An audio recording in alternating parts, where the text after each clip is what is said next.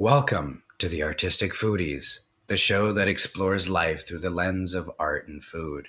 I'm Abbas Muhammad. And I'm Irfan Raidan. And today we're continuing our conversation with Wajahat Ali and Monisha Shiva from the Domestic Crusaders. We delve a little deeper to learn more about the people behind the story, as well as the importance of representation and storytelling. If you enjoy this episode, be sure to also catch the previous episode, a deep dive on the play itself, either on Spotify or wherever else you get your podcasts.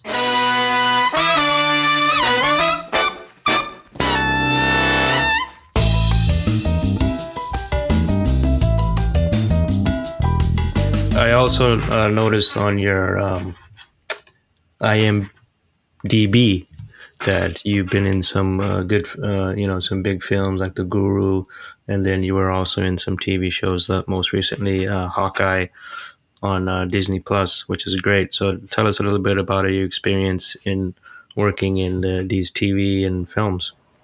Yeah, so for Guru, it was more dancing, and this was pre-Domestic Crusaders, and for Hawkeye, yeah, I had a sort of a small role, a very small role, mother. Mm-hmm. But I hope those roles will get bigger. I just finished. I just did a web series actually called "Dyed in the Wool," and it's more independent, and it's running through film series right now. Film festivals right now. Oh, nice. Yeah, and it's comedy. It's sort of like. I'm a lead character. There's two lead characters. So, and it's basically, it's very New York. It's based in New York, and I'm looking for a job, and I'm going to different friends to look for a job. And it's just the reactions I get from the different pockets of friends that I go to. And it's just complete comedy. Yeah. Nice. That's awesome. I just looked it up. Is this the one web series by Bill Soares? Bill Soares, yeah. You can catch it on Instagram. Dyed in the Wool, yes. Pretty cool. Well, you heard it here, guys. Check it out. I'm definitely gonna check this out. This looks really interesting. So it's being released on Instagram. This is so wow. 2021. Instagram series. That's cool.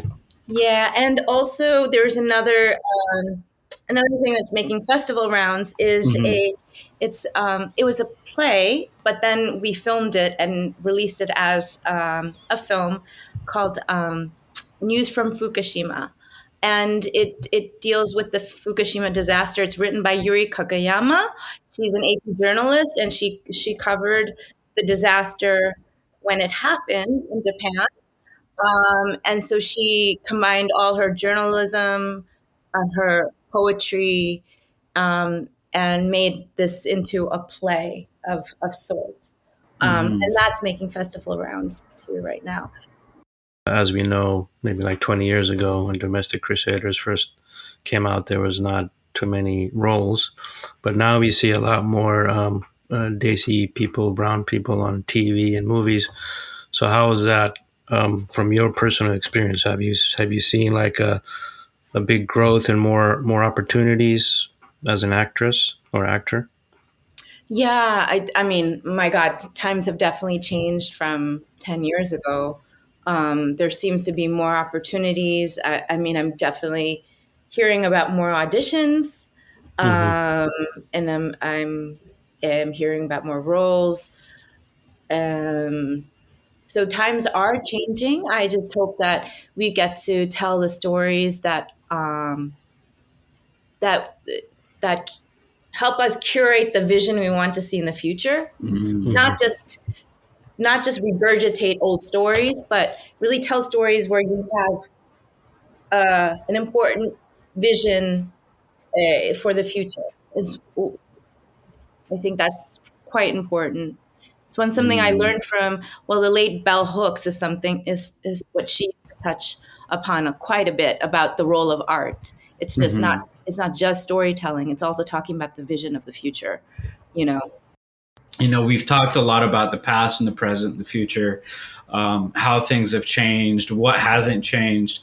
Would you say that the Domestic Crusaders is still relevant today? Is this something that people should be going out, picking up and reading and being able to find some sort of hope and solace and empowerment in today's age?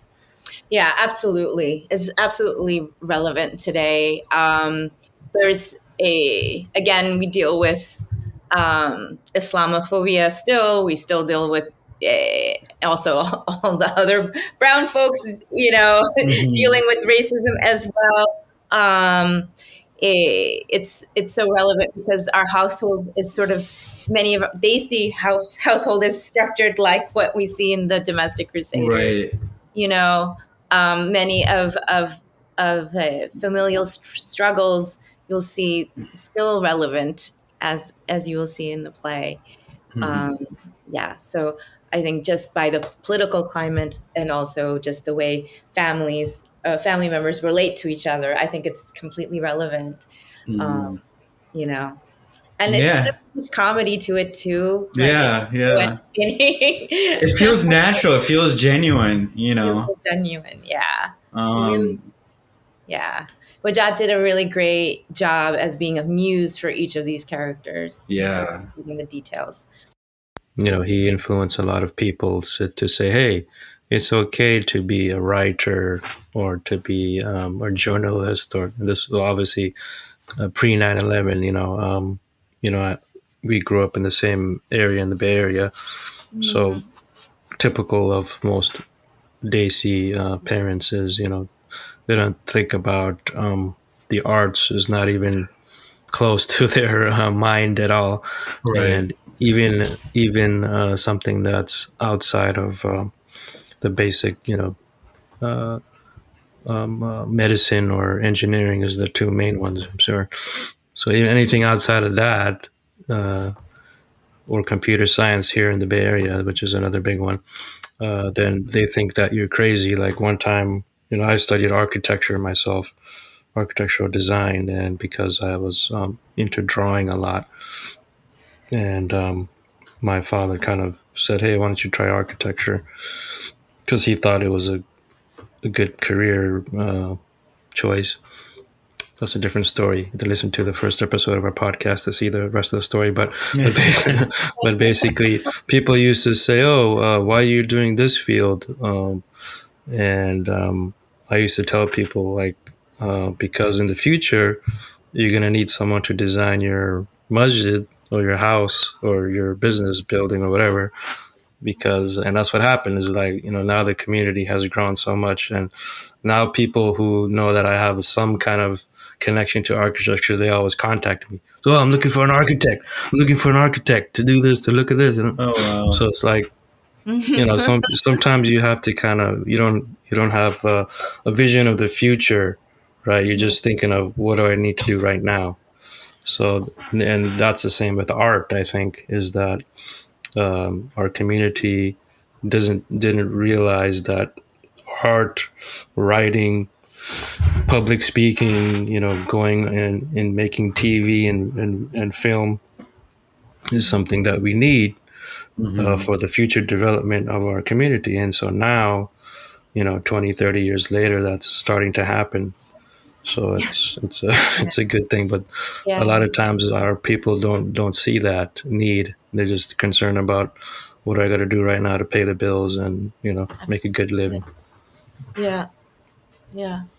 Well, it's especially harder in this country since art is not it's not like as supported as other countries might be. Maybe in Europe or so, but yeah, and it's so critical. So thank you for doing the work that you're doing, and we hope to see you a lot more on the screen. Oh, thank you. Yeah, it's so important. I mean, it's like like you were saying in the beginning about politics. It's like, are we going to bring politics into this? But like when you realize the reality of today's day and age, everything is politics. Your own existence can be resistance. You just doing what you do unapologetically is sometimes the greatest protest.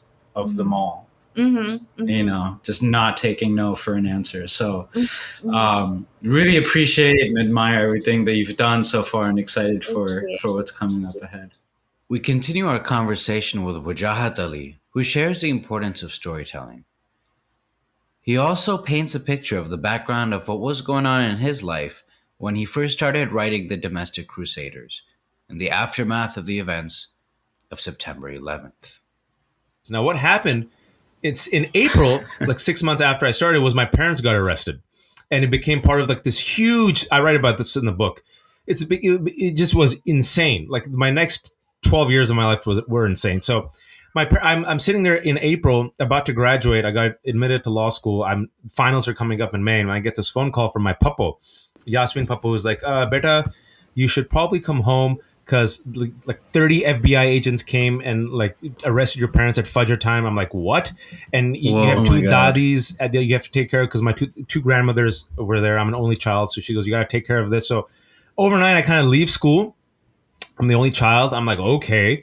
And I try to figure out what's happening. And then, you know, my parents, I could talk about this later, it's fine. But like my parents were in their pajamas sleeping in the old school uncle auntie pajamas, and 30 FBI agents with guns battered down the door. A helicopter dragged them out of bed. My grandmother was like, in her English, was like, what are you doing? And my parents had no idea. They're like, what's happening? Then they read this 30 plus count indictment. My dad almost fainted. And it was something called Operation Cyberstorm, which at that time, Microsoft and the FBI said it was the biggest piracy sting of all time. Robert Mueller even came. And so my parents, which was amazing, like the whole story is so amazing, I write about it, is that my parents weren't actually involved in this piracy sting that like netted 24 people. A couple of those folks I know I feel really bad for. They got caught. A few of those people actually did this. They were in the same office complex of the people who did this. And even though they didn't have any piracy counts, they had a count with Microsoft for a business they did with them like a couple of years ago on licensing and software. But it didn't matter. The story, this is how important a story is. The story is Fremont Pakistani couple gets wrapped up in Operation Cyberstorm, the biggest anti-piracy sweep of all time. My parents were on the front page. What a headline. My parents were on the front page of the FBI website. And, people only read it's an indictment, a complaint, right? So people only read the headlines. And Microsoft alleged that as a result of this licensing thing that they said my parents got a license from them fraudulently and they sold software, that if that did not happen, maybe they could have potentially gotten $100 million. So instead of saying Microsoft throws out this absurd $100 million number as damages, the headline and the mindset was Pakistani couple stole $100 million part of Operation Cybersting. So Irfan remembers this. Everyone thinks, you're like, where was that money when I was? That's exactly. So like, look, I was very open with my parents. I was like, if you guys did something, tell me. I need to know. And we did this thing with them a couple of years ago, and now they're saying $100 million. I'm like, if there's $100 million, I need it right now. I can really use it because I got to get a lawyer for you and this and that. So in our communities, I can't blame people. People are like, haramzade sale kutte, benchot, that's why they had like that's why they had those parties at their house. That's why they had the molids. That's why she dressed nice. You know what I'm saying? Just think about community politics. Saleh had $100 million. Okay. But that's the story. That's the power of a story. And once a story like that spreads, just like the story of Islam and Muslims, just like the story of Rage Boy, right? Like anti-Muslim, it gets embedded in the psyche, right? And it's very hard to dislodge that story. So the reason why I mentioned this with your simple question of how you wrote Domestic Crusaders is I left school. I left everything for like 2 years. I had to take care of my family as my parents were in jail. And then I had to get my parents out. And then we had to rebuild ourselves. And then about a year, my parents were in jail for a year almost, because that's how long it took for me to raise the property and the money to get them out on bail. Because the judge heard all this and it was like $1 million bail. And I couldn't use my property because my property, according to the government, was now part of the criminal investigation. Okay? So like just everything terrible. They're like, this was fraud and you did money laundering and the property that you bought was with the Microsoft money. So now that is subject to criminal forfeiture. And so I couldn't even use my own property as collateral. And you have to realize when a story like that is out there after 9/11, you guys remember how terrified our communities were after 9/11? We still are. It's a chilling effect. Log kya bolenge? FBI se mat baat karo. Don't talk to the FBI. Don't go there. People were scared out of their mind. I remember this one uncle who's an attorney who used to be my father's friend. He said, "Beta, son, the reason why no one is coming to your help is everyone has skeletons in their own closet and everyone's terrified." And he was talking about taxes and immigration. Just think about it. Everyone's got something, right? Or not even that. They're just scared. So my parents were in jail for a year, and finally I got like some people in some family to act as signatories and get the property, and they finally got out. Okay, they get out, halfway house. They come out. My mom had a friggin' ankle monitor, like a Pakistani auntie. Can you believe this, right? Oh my God. Yeah. And like, they finally start rebuilding their life after about a year. Now, when this happens, I have been going nonstop fight or flight for a year. Lawyers, community, money, running the business, all this crap. So what happens when when you exercise, right? And you stop exercising, what happens is your body kind of catches up. When the adrenaline's gone, what happens? You kind of collapse. So I collapsed in many ways because my parents came out and I'm like, well, what do I do? I haven't even graduated. Like, what do I do with my life, right? And everything was falling apart. The house is gone. The money's gone. The reputation's gone. People treat us like we're herpes and kryptonite. My health is gone. And the reason why I mention all this in relation to Domestic Crusaders is while everything was gone, the one thing that I had left, this sounds melodramatic, was my story. Fremont Afghan Kebab has 2 locations in the San Francisco Bay Area. The original location in Fremont, as well as their newest location in Santa Clara. Both locations feature all of their most popular dishes, including bulani, chopan, which are lamb chops, kabuli pulao, beef and chicken kebabs, and of course, the classic chapli kebab. You can check them out online, on Yelp, on Google Reviews, or on their website at fremontafghankebab.com. So I want to quickly talk a little bit about your journey to mainstream media. Like obviously after the play, then you got a little bit more well known. You continued writing for major publications, like New York Times and other publications. And then you got a job on CNN. So how was that, what was that journey like? And, I know a lot of people were happy to see a Pakistani Muslim person on CNN. So that was, I know a lot of people in the community like that. And so how was that journey for you? I decided to write what I wanted to write, how I wanted to write. And then, inshallah, if I wrote well, the people who would want to work with me would come to me. That was my strategy. I had graduated. So the play, we premiered it. I thought, okay, things will open up. Nothing opened up. I'm 25 now. I'm in law school. My parents are still out of jail. They have appealed the case. There's still a sword hanging down on our neck because if they lose the appeal, they go to jail, right? So that was my life throughout my 20s. I was stuck. 1 foot stuck in concrete, 1 foot like reaching for the stars. And at any moment, my parents could have lost their appeal and been whisked to jail. And I'd have to come back and clean up the crap. That was my entire 20s, up to the age of like 31. Okay? So the play is a success. Locally, nothing takes off nationally because I have these absurd conversations with producers who are like, we really love the play, but you need to make it more mainstream. You should make Ted Danson be the father. And I'm like, what? Salman, the Pakistani father? He goes, yeah, Ted Danson can play the role. People like Ted Danson. And I was like a boss. I laughed and the guy wasn't laughing. I'm like, this is crazy. So I graduate law school like in 2007. And I'm like, maybe, finally 6 years after this chaos of my parents and poverty, maybe inshallah I can remake my life. Finally, now is the time. And my parents are still on appealing their case. To get Great Recession happens. I end up back in my home, getting my mom tomato and mirch for biryani, completely broke. And every day I wake up and I find $5 in my wallet, and my father said, "Beta, no man should do that." and like I'm sitting there and on Monster and Craigslist, like just hours a day cranking out resumes, like for 6 months. My professors like me. They're like, this is really weird. You should have gotten a job. I get interviews. It's like, it's just wild. Like I can't get anything. And I'm like, what's wrong? What's happening? Like, why? I felt like it was almost like a curse, right? So I'm going boggle at home. And I decide, because I was going stir crazy, because you can't just sit there all day and just freaking do resumes, right? I decided to write a piece. This was 2007, and Blackwater and Iraq and private military firms were in the news. This is a deep cut for those of you guys who remember. And I'm like, oh, in law school, I wrote a paper on this. So I transformed that paper into an essay, like a 3-page essay. Okay? I got it submitted on Counterpunch. They published it, and they said, this is really good. You can send us anything you want. And so within 6 months, I wrote so much and I interviewed so many people that people started calling me a social media journalist. And I got invited to Berkeley to teach other journalists about social media. This was a time where people were like, what's the blog? What is the Facebook?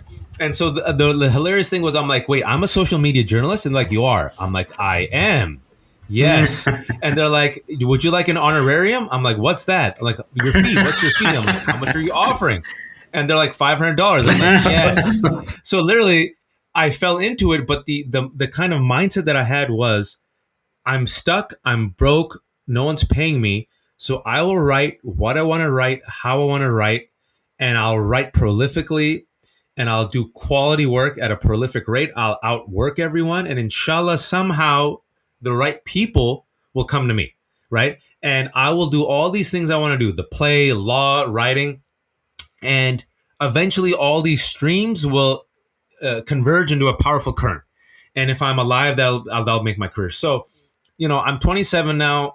I'm about to turn 28, and like any young man, I think I'm going to die by the age of 30. And I think, I'm like premature midlife crisis. And I'm like, I've done nothing with my life. And so and plus my parents might go to jail. So I had this accelerated clock that most people don't have, that I thought my life would end in many ways, literally and figuratively, by 30, 31, 32. I didn't see beyond 35. I thought I would die. Which just sounds crazy, but I thought I just had this feeling I would die. Like my heart would give up or something would happen. I talk about it in the book. So I'm like, I have to do everything now. And I've lost everything. The checklist has blown up. Lo kya bolenge, I don't care because I already see him as a criminal. And in a strange way, I can tell you this is that the failure gave me a liberation. Does that make sense? Because if all this crap didn't happen, I would have gone. Everything was gone. Yeah, I'm the son of criminals. I'm broke. My house is foreclosed. What do they expect? Nothing. And had I gone the traditional route, I guarantee you I would have started my career now at the age of 41, because I would have married the wrong girl. I would have gotten divorced. I would have gone to corporate law, made money. I would have gone to probably my friend who's a therapist at Stanford, just eating anxiety pills. I'm just telling you straight up. I would have followed the checklist to my own unhappiness. Does that make sense? And so the Pakistani Desi checklist, the Bay Area checklist, lo kya bolenge, upper middle class, American dream. And all my friends who are therapists in the Bay Area say all my clients are upper class, upper middle class, successful people who are absolutely miserable with their life and exhausted. You guys know this. So in a strange way, in hindsight, this path forced me to do something I always wanted to do. I started writing. People started liking the writing. One thing led to another. Then I got into the Huffington Post. Then I got into the Guardian. Then I decided to do the play because this country decided to elect a Muslim president, Barack Obama. So I'm like, maybe we can finally do the play in New York. So did the play in New York, 2009. Got more and more opportunities to write. Now I was doing law during the day to pay my bills. So I was like a solo attorney. And I was like the Rainmaker. If you ever seen that Rainmaker John Grisham novel, which turned into a movie with Matt Damon, it's hilarious. Like this really bright law student who graduates, and he's also like poor and he can't find a job. So then he does like all these menial tasks. And my father, I remember, was watching this movie and he goes, "Beta, that's you." And I'm like, I don't know if this is a compliment or not. And so that's how I merged everything together. And at the age of 30, I'm like, okay, I'm about to turn 30. I'm holding the copy of my play that just came out. HBO has now reached out to me and Dave Eggers based off our pitch to this cop show. I'm getting a little bit of money there to keep myself alive. Some people are knowing me as a writer. And then my parents get arrested again because they lose their case. And overnight, right when I'm about to go supernova, my parents get finally arrested. And then this time when they get arrested because they lose the appeal, they go to jail for 4 years. And this time in our community, the Bay Area, where everyone was so cruel, in a way, people felt like really like pity, because they're like, what? We thought they'd like gone over the case. It was still going on? What?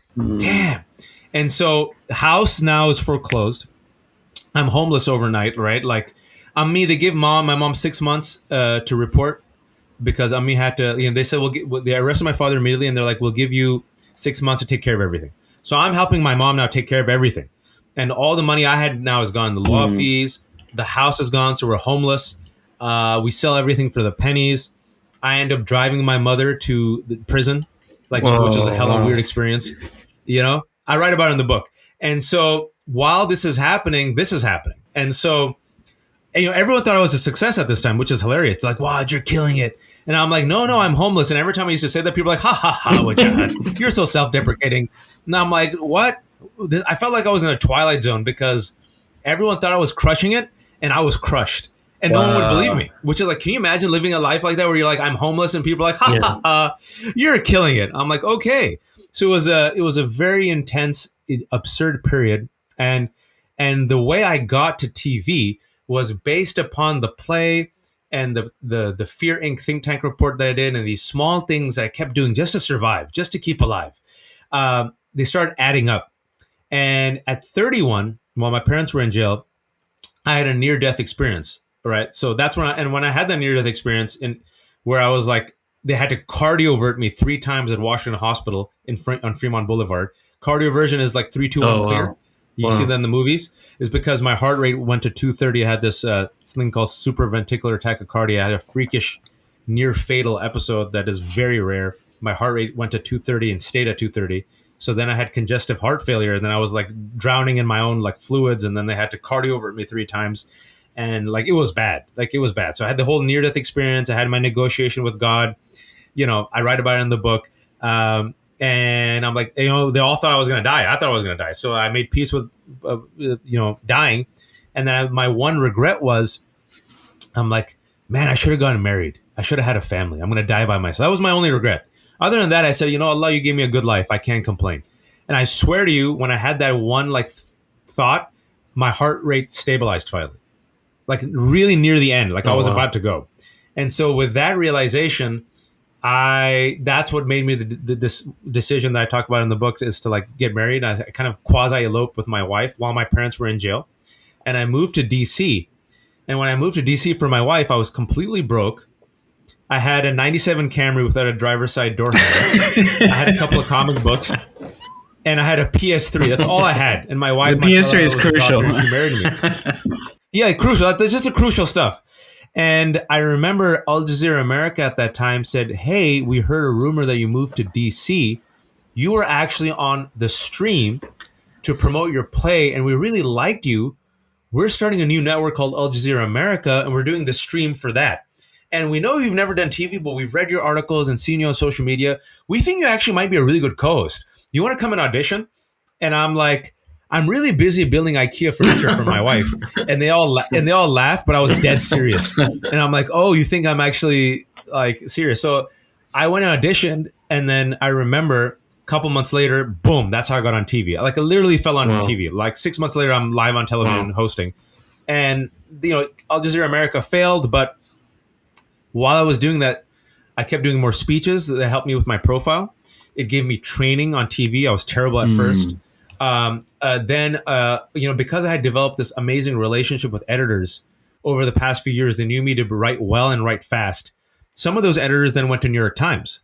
And one of those editors that worked in New York Times said, yo, I'm at New York Times now. It's kind of impossible to get in here. It's all crazy. No one knows what works, but keep pitching me.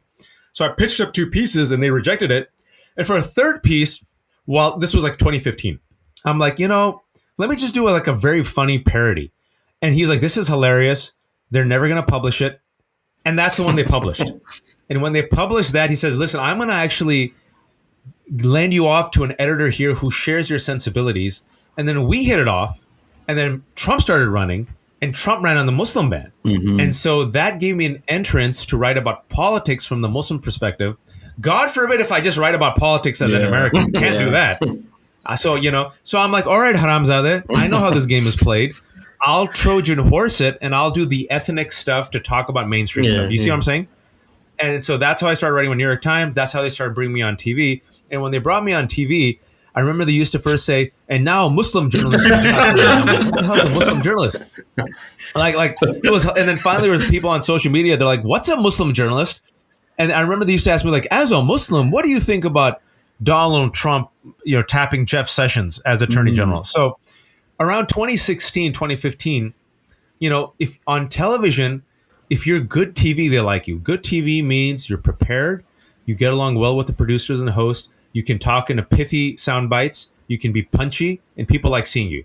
I came in prepared like a good Desi kid. What I didn't realize is a lot of people are sloppy and they bring in notes.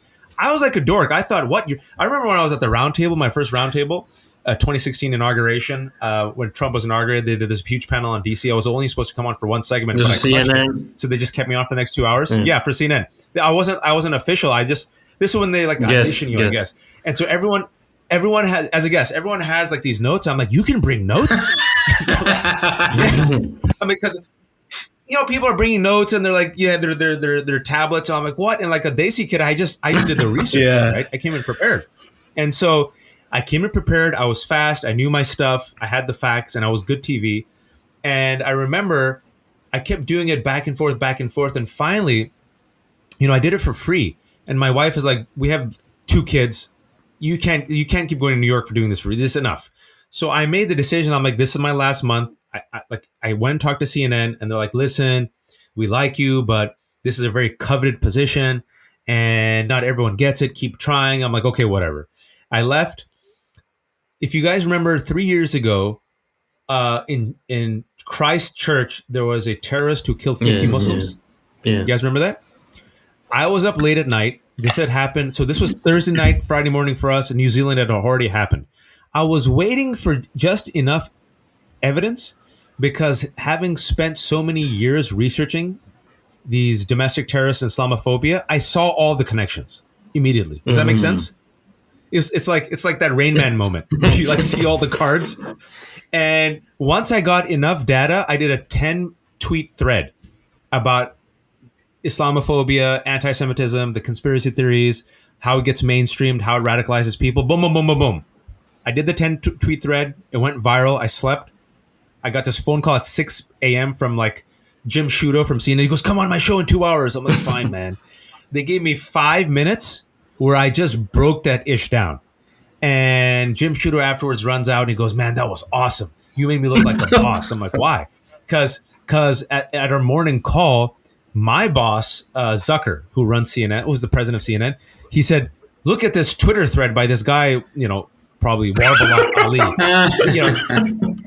Get this guy on TV. And Jim Sciutto was like, I have him booked. And so for the next 3 days, MSNBC, CNN, NPR, right? Crushed it. And on Monday, the same lady from CNN who 2 weeks ago said, oh, no, we don't have a position, texted me 6 times. We want you. We want you. Sign up with us. And so that's how I got on CNN. Wow. That's pretty crazy.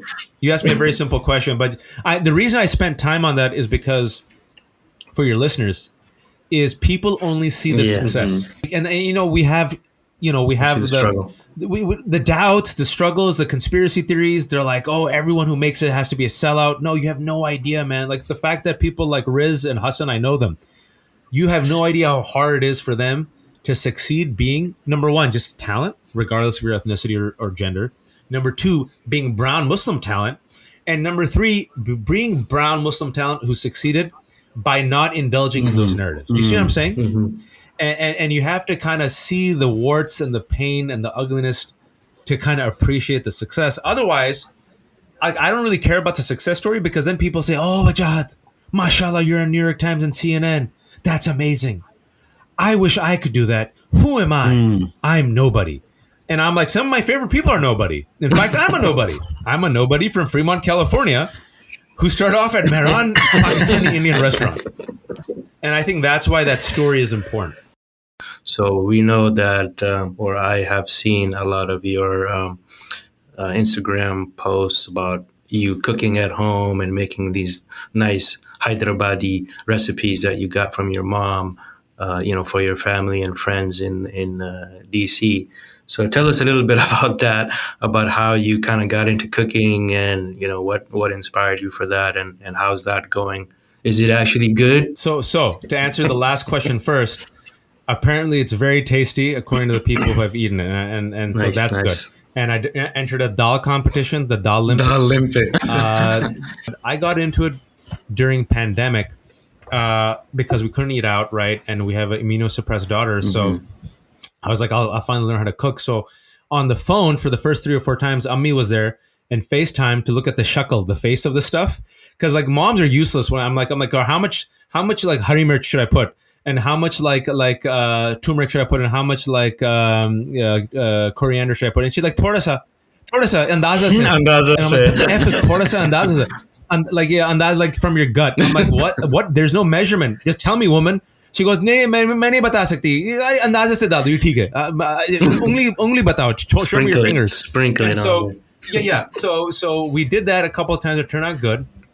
Then I learned like a few repertoire. I learned 2 dals, khatti dal, meaty dal, Qeema, saag, and then I started doing those, and then I'm like, let me get a little bit more ambitious. So then I did mirch ka salan.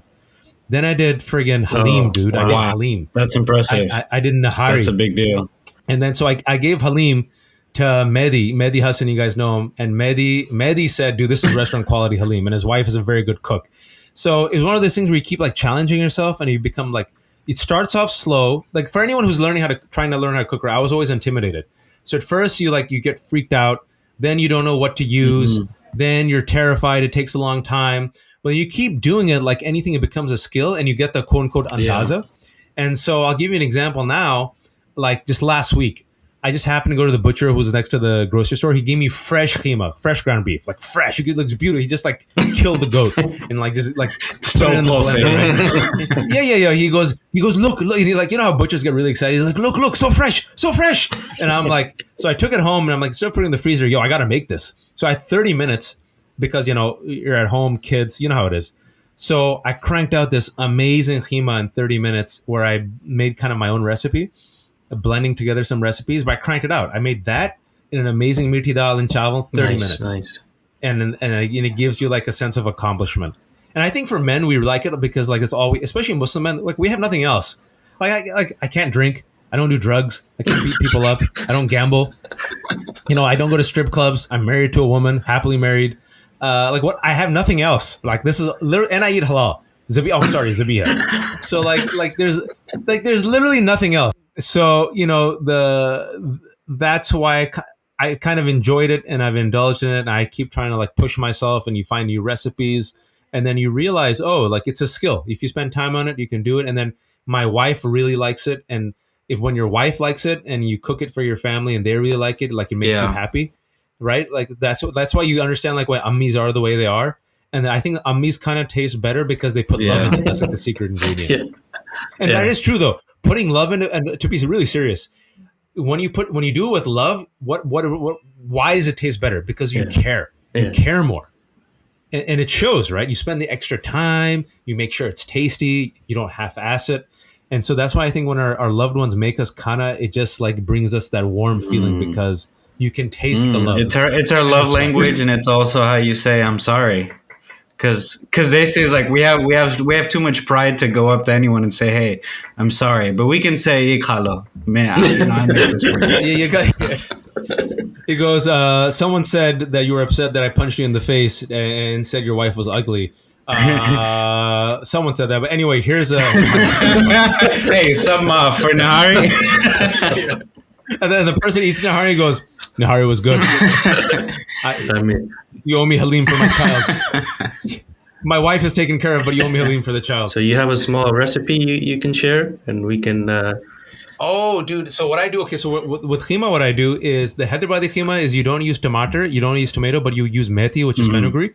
And for other people, you often use tomato. So what I do now is I did this like last week. It just turned out really good. I did like a small onion. I fried it, caramelized it. As you're caramelizing the small onion, right? You like this. Most desi like recipes are very similar. So you caramelize the onions. As you caramelize the onions, you add fresh ginger and garlic. You want to make sure you cook it, the raw stuff. So I want like 1 healthy teaspoon of ginger garlic paste. So now you can hear it crackle. What I do is I take a little bit of chili pepper, serrano pepper. It depends on your taste. Mince it, and then I fry it with the piaz, the onion. Okay. Then I do just to give it some like a little bit like of some flavor, but a little bit of salt and a little bit of garam masala, not too much, just to get the onion going. Right. And now I think it was like 1 or 2 small tomatoes, diced it up, and now I'm cooking the tomatoes with the piaz. Take it, and now I'm trying to make it a little bit saucy. So I put a little bit of water. You make it a little saucy. Cook. Then I put the qeema, the fresh qeema, like a pound of fresh qeema. You mix it up. Then I put 1 teaspoon salt, a little bit of turmeric, half a teaspoon or 1 teaspoon of red mirch. What do you call red mirch? Red chili pepper. Okay, up to your taste. I put half a teaspoon of pepper. You don't have to, but I like it. Half a teaspoon of pepper. I put 1 teaspoon of garam masala. Okay, 2 teaspoons of this fenugreek, where you get the fenugreek. You could get in like a box, right? The fenugreek that gives it a nice methi. I love methi. It's an herb. Methi. Oh, okay. Yeah, herb. It's the Hyderabadis use it, but it gives it a really good kick. So I put like these 2 teaspoons of methi, and then to treat yourself, put a half or 1 teaspoon of ghee in it. All right. Now, how saucy you want it, it's up to you. And then you cook it, and you put, again, the sauciness or the less sauciness is up to you in the water. You cook that together, man. I'm telling you, you're gonna have a sexy time qeema. So tell us really quickly the name of your new book, where people can go back to where you came from, and other recommendations on how to become American, coming out January 25th. It's getting really good reviews. The people who've read it have really liked it. I'm very lucky and grateful for it. I think you'll enjoy it.